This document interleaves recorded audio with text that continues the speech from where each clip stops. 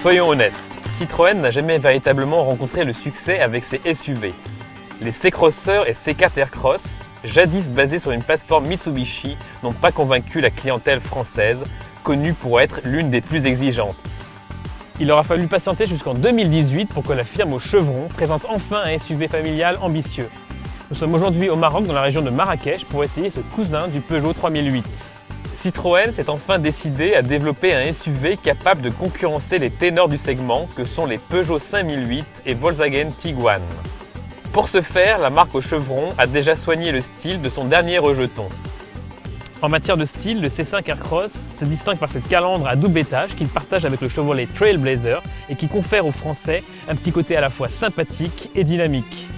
De profil, le C5 Aircross se distingue par ce C comme Citroën sur la vitre de custode, mais également par ses air bumps qui vous protégeront lors de vos escapades en tout chemin.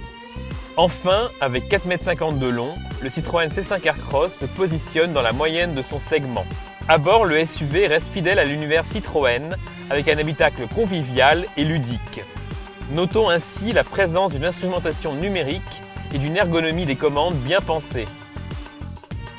Pourtant, on regrette le choix de certains matériaux comme ces plastiques durs qui ornent le sommet de la planche de bord et qui dénotent un petit peu sur cette version haut de gamme Shine. Fort heureusement, le C5 Aircross se rattrape par sa très bonne habitabilité, que ce soit en espace aux jambes, mais également par la présence d'une banquette à la fonction coulissante et inclinable. Enfin, le C5 Aircross se distingue par son coffre au volume généreux et sensiblement supérieur à celui de son cousin Peugeot 3008. Dès la version de base, le C5 Aircross soigne son équipement avec la climatisation, les feux LED et l'écran tactile. Notre version d'essai Shine se distingue par sa sellerie cuir ou son régulateur de vitesse adaptatif.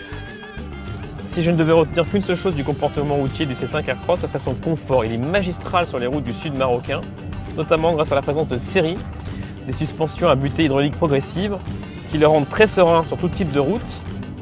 Pour cet essai, nous avons retenu le turbo essence de 180 jours, c'est un moteur qui est doux, qui est progressif, qui pâtit toutefois de la longueur un peu exagérée des rapports, notamment en reprise. Notons aussi la direction qui est également très douce, très légère, mais qui manque un peu de feeling, on va dire, en conduite un peu plus sportive.